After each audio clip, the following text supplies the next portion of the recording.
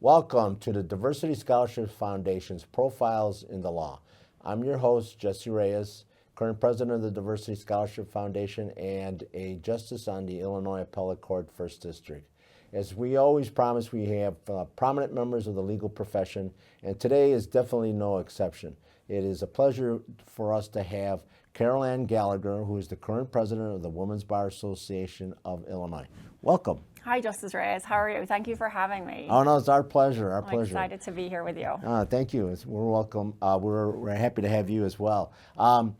You know, it's a very interesting story that you have with regards to how you came to be in Illinois and become a practicing lawyer in Illinois. Could you share that with our viewers? Yeah, I'd love to. So I am originally from Ireland. I actually grew up on a little island off the coast of Ireland. You can only get to it by a boat. So there's about 500 people on that island. And so I was living my life in Ireland. I was a practicing lawyer over there, but we had like a lot of connections here in Chicago. So I came to visit my friend one winter just for a couple of days. And when I was here, I met my Irish-born husband in an Irish bar on the northwest side of Chicago. So if you're looking to meet an Irish guy, maybe hang out in Irish bars. There's a lot of them around.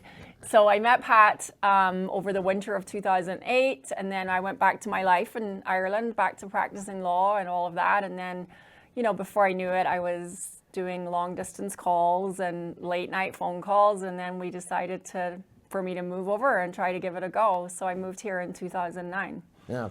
So could you tell us a little bit about, because I'm sure our viewers are a little interested in this. And so in Ireland, you kind of basically followed Great Britain's method of trial advocacy. So do you have to wear the robes and the wigs and everything? In Ireland, it's a little bit different. We have two types of lawyers in Ireland. One's called a solicitor and one's called a barrister. So I would akin barristers to trial attorneys, whereas solicitors are more the lawyers who the public comes to and hires, and then solicitors hire barristers.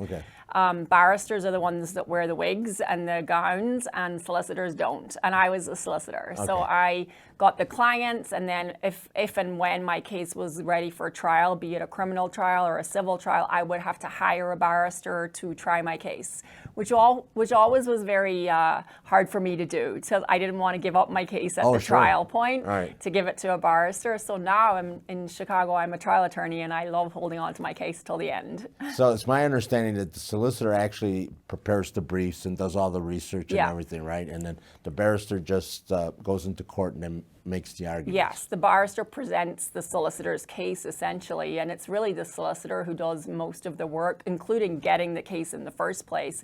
And barristers are only hired by solicitors. The public don't hire barristers, and so it's difficult to get your career as a barrister established for that reason. So that was why I chose the solicitor role back then, because it's easier to establish your practice as a solicitor. So, and in Ireland, to become a solicitor or barrister, you have to go to college too? Yeah, it's pretty much similar to here. There's you do your undergrad, there's about a 3.5-year program. It's not exactly law school, it's called an apprenticeship, and it's through the Law Society of Ireland. So you do a little bit of in-office work, then you go back to school, you do a little bit more in-office, and then you go back to school. And so I think it's a little bit better, honestly, than the way it's done here, because by the time you are a qualified lawyer in Ireland, you've actually been in the office for a substantive amount of time, and you've practiced with your master attorney, and so you have a lot of experience already by the time you come out as a brand new lawyer. But it takes around 7 years, so similar to here. And then with regards to the solicitor or barrister, how do you determine which one you want to be? That's just really up to you. You can, when you have your law degree, then you branch off. So if you want to do a barrister, you go one road. If you want to do the solicitor, you go the other road. And I would say it just really depends on what your strengths are. Some people don't want to be in court, don't want to be on their feet.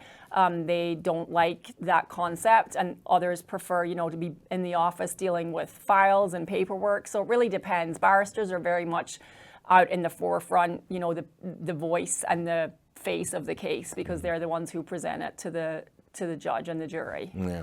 And then also, some of our viewers may not be familiar with this concept, but can you mention a little bit about the Inns of Court and purpose of the Inns of Court, and how do you become a member of the Inns of Court? Yeah, that's kind of like the barrister role. That's the Inns of Court, and the solicitor role is the Law Society of Ireland. So I'd say I would akin them as similar to the ARDC here in the States. So they're the people who regulate you and make sure that barristers and solicitors are, maintaining their professional responsibilities, maintaining their ethics, keeping up their licensure, investigating complaints and things like that. So the Inns are over the barristers, the law societies are over the solicitors. Okay. I had an occasion to be in Dublin a few years ago and was at the court. Yeah. And had an opportunity to wear the robe and the wig. Yeah. And I'm glad our founding fathers decided to do away with, Right. with the wigs. You and I both have the same problem with wigs. We have a lot of hair, so the wig looking on top of our head doesn't exactly look great. Yeah. So so then you came to Chicago and you met the love of your life. Yes. And then you decided to stay here. Can you I talk? did. So in terms of getting into the legal profession here in Illinois, I'm sure it was a little bit difficult. Can you describe what you had to go through? Yeah, it was difficult insofar as obviously I didn't do any education in this country. So when I got here initially and started looking into whether I could transfer my law degree, that whole thing was sort of a minefield. And it took about 18 months for the Illinois State Bar admissions to look over all of my credentials and basically tell me, okay, we agree your law degree is the same as our JD. And because I had practiced for over 5 years in Ireland, they said that I fit under this special rule where I just had to take the bar exam. So had I not had any practice or not 5 years of practice in Ireland, I probably would have had to do some law school here. But because I had 5 years, literally 5 years and a month maybe when I got here, they said that I fit into this specific rule. And so I took the bar exam, but it was very challenging. Obviously the bar exam is challenging for everybody. Sure. But for me, because I didn't do any schooling here at all, like I didn't have the basics even of your government system or your constitution. I had none of that. So I was taking a bar exam with kids who had done 4 years of law school plus an undergrad here. So it was a very challenging, not a fond memory time in my life, honestly. And did you have to take the Illinois and the multi-state as well? No, I just took the Illinois. Oh, just the Illinois. Yep. Okay, well, at least you didn't have to take the other one. No, I took that in February of 2011. Thankfully, passed it first time, and then Pat and I got married in the May, and so we had a whirlwind 2011 year. Oh, wow, that's great! Congratulations. Thank you. Yeah. Then you decided to practice law, right? And so, how did you make your determination in terms of what area of the law would you practice in? Yeah, I think Ireland helped me a lot to make that decision, because in Ireland, as a solicitor, you have a very general practice. So because you are dealing with the public, you deal with whatever issues they have. And especially if you're in rural Ireland, which I was, so you have clients that have multiple needs, like they want to make their will, they want to sell their house, they have a car crash. Sure. So you are a lawyer for all those things. And so when I was in Ireland, I was a lawyer for all of those things, but my real passion and what I really enjoyed was personal injury and medical malpractice. So that gave me a flavor, I guess, of what I liked and what I didn't like. And so when I came here, I was very encouraged and thrilled to hear about the way that firms specialize here, like they don't in Ireland. And so I immediately knew I wanted to be in the PI MedMal arena, and so that's where I went and looked for a job in that arena, and that's where I've been ever since. No, and getting to your current role, I understand you're the 112th or 113th president of the Women's Bar Association. So what drew you to the Women's Bar Association? Yeah, coming from Ireland, I guess I didn't know a single person in the legal community. I had no connections, no friends. I obviously, had left a very established life in Ireland, and I was lonely, frankly. I miss everybody. And so I really wanted to try to find a community here to make friends and people in the community, in the legal community. So someone mentioned the Women's Bar to me as an area that might be a good start. And so I just went along to an event. It was a happy hour reception type of thing. And I just immediately felt like I had found my crew. Oh, you know, nice. I really just was like, okay, these are all women lawyers, and these women know what I'm going through. They've been through what I'm doing. And Sure. so it felt really like a safe place. And so I just, from that point, started to get more and more involved, you know, initially just getting on a committee or two or just going to events. But at the Women's Bar, we have a tendency, if you are a hard worker and you're good at it, we're gonna pull you in, and before you know it, you'll be president. Yeah, there you go. And now you are. And now I am. So can you tell our viewers a little bit about the Women's Bar Association? Yeah, so the Women's Bar Association is one of the oldest bar associations in Illinois. Obviously, it's an association of women lawyers, but we don't only support women lawyers, we try to support women in general in Illinois.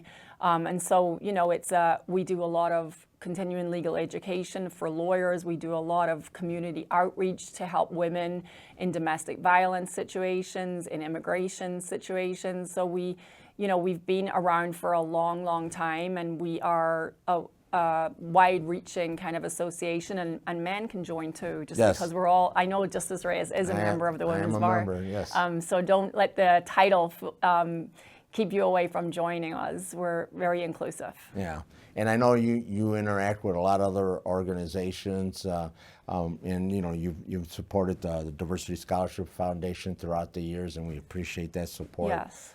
So I know that the Women's Bar is a very interactive organization with people in the legal Yeah, I think profession. that's important we're very lucky in Chicago in particular to have so many different bar associations. And I think over the years, it has become more prevalent for the bar associations to work together. And that makes sense for us to co-host things, because we can then reach, for example, the Diversity Foundation members, and you can reach our members. And that way we get the word out of what we're all doing. We're all doing great things and a lot of support for lawyers and communities. And so it's one of the things that we think is just a no-brainer to co-host and do things with other Yes. bars or bar organizations. Yeah, and you have special dues rates for students and for first-year lawyers, right? Yeah, I mean, obviously the Women's Bar Association, it moves on in leadership. So when I am finished my presidency, I'll be ex officio for 1 year, but then I'll probably move on to something else. So one of the things we are very conscious of in the Women's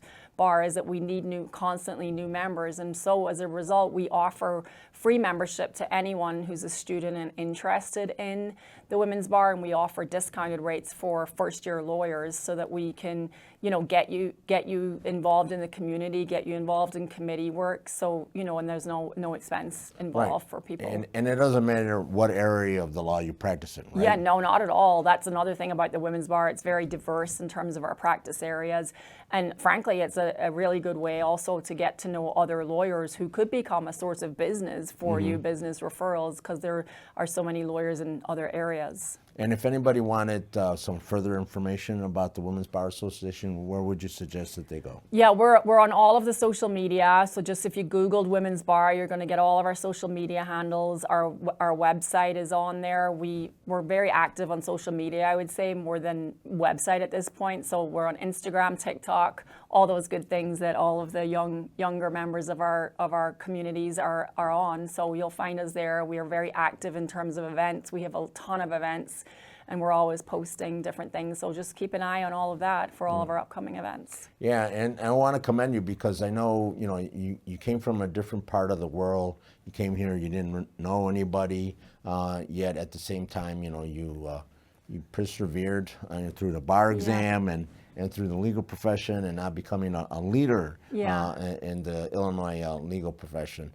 And then on top of it, you're a wife and a mom. So how do you do all of this? Yeah, you know, it's I have 2 kids. They're getting a little bit older now. They're 11 and 13, so I feel like it's getting a little bit easier. I'll probably take that back in a couple of years. But, you know, I have a very supportive partner. My husband is very supportive, and honestly, it's not doable unless you have the support at home. So I'm very lucky in that regard. I'm very lucky. I feel very lucky to be here in Chicago, not only in this community, but also, in the legal community overall in Chicago, because I feel very lucky to be able to call Chicago home. I will always call Ireland home, and my heart will always probably be there, but Chicago is very much home too, and it's in no small part to the people I've met along the way. Yeah, I was at your installation, and I was quite impressed with all the people from Ireland who came to attend your installation, and it was a great time to get to know them, to speak with them, and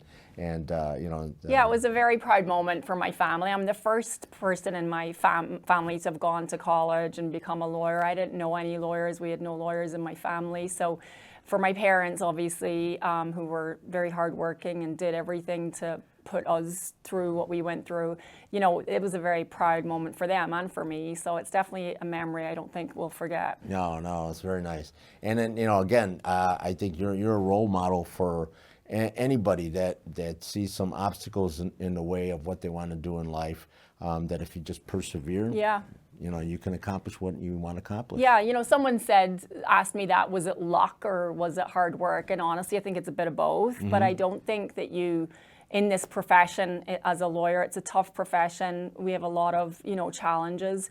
And so hard work is a given. We have to work hard, unfortunately.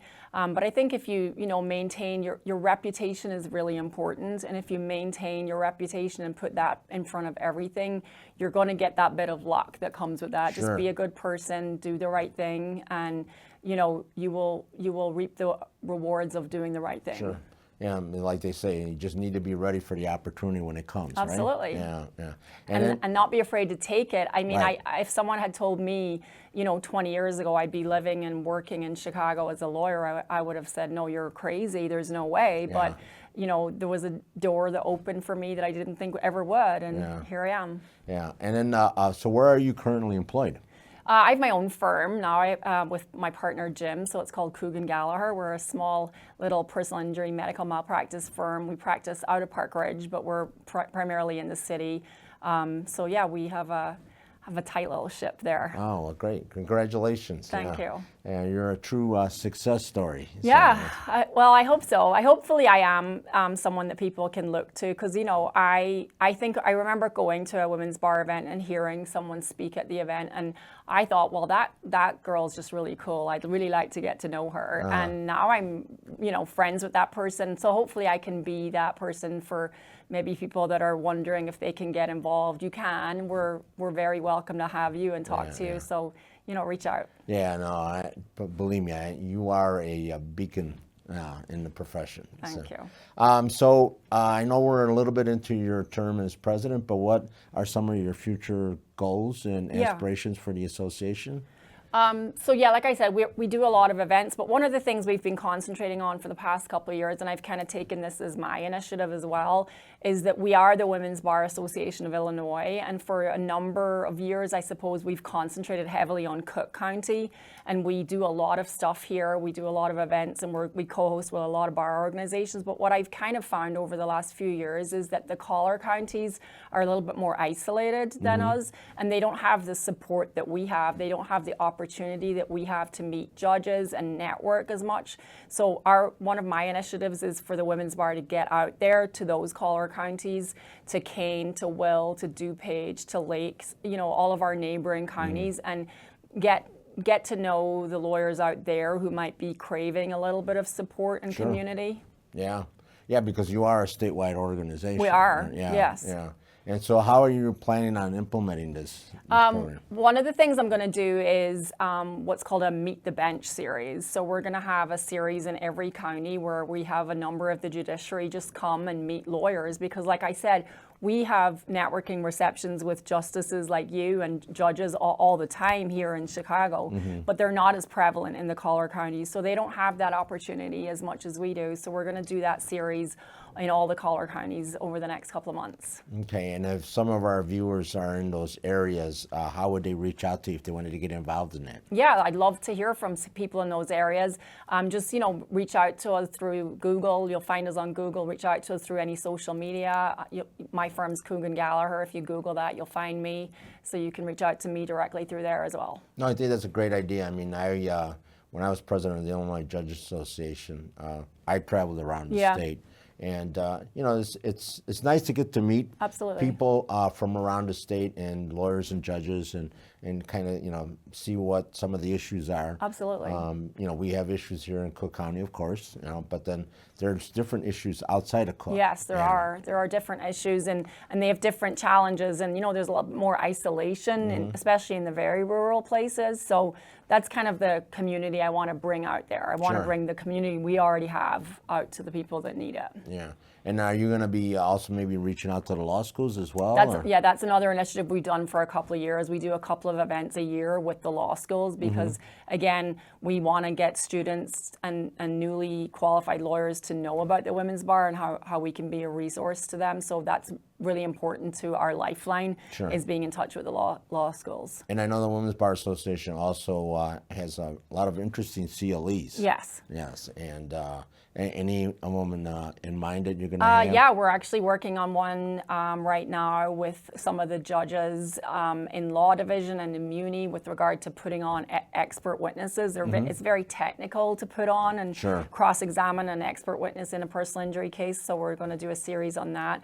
We have a couple of different things coming up for mothers, like we're going to do a CLE on postpartum and the support that mothers do or maybe don't get in that arena. And that's a first, isn't it? Yeah, so we're working on that at the moment. We have a very active Legally Moms group within Women's Bar because a lot of us are moms, and so we support different initiatives through that committee also. Yeah, and then regarding the experts, a lot of times it's not just so much the examination, but also when it pertains to exhibits, how to get in exhibits and how to utilize them for cross-examination. Right. It was a judge that I was talking to who he expressed, he felt like, lawyers weren't even using the right language to get the opinion solicited from their own experts. I was like, well, that's something we need to fix, So we're going to do a series on that with some of the law division judges. Yeah, that's very important, especially also if the case ends up getting appealed. We don't see anything, other than the written page. Absolutely. And unless you've laid it all out, we wouldn't know if you made the foundational requirements. And unfortunately, it can be fatal to your case if you don't use the right language and solicit the right opinion, especially in a medical malpractice case. It can really be the death of your case. And then you always have a lot of great social events. Yes. So we have a couple of events coming up. We have our Riverside Social, which we do at the end of the summer every year, and that's a kind of a summer's over, let's get back to business type of thing. Let's have one last hurrah before we go back to the harder days of fall and winter. So that's coming up in September. We'll have our judicial reception as always in March, which is always a big event with 500 or 600 people, so that's a great event too. We just had our golf outing. It was our 30th year having a golf outing, so that was a lot of fun 2 weeks ago. And that was very successful? It was very successful, yes. The weather was a little... The weather actually was great that day. We were lucky, so we were lucky. Yeah. And any other social events you got planned? We have a number of, we're going tonight to the Chicago Bar Association. They're all bar social, so yeah, we have a lot of CLEs coming up. Again, we have another an event with some of the judges who are retired and now doing ADR and mediations. We're going to have a little panel with them because they've talked about some challenges they've been seeing in mediation. So that's coming up in October as well. And for our viewers, ADR is a mediation company, right? Yes. Yeah. Okay. Wow, it sounds like you have a full year. Yes. And like I said before, you're a mom, you're a partner in a law firm, and president of the Bar Association. So I'm grateful that you took the time to be here with us and to talk about yourself and the Bar Association. Always great to see you, Justice, and thank you for the invitation. Oh, my pleasure. So welcome again to the Diversity Scholarship Foundation's Profiles in the Law. Our guest today was Caroleann Gallagher, president of the Women's Bar Association. And I was your host, Jesse Reyes, president of the Diversity Scholarship Foundation and justice on the Illinois Appellate Court. And thank you for watching.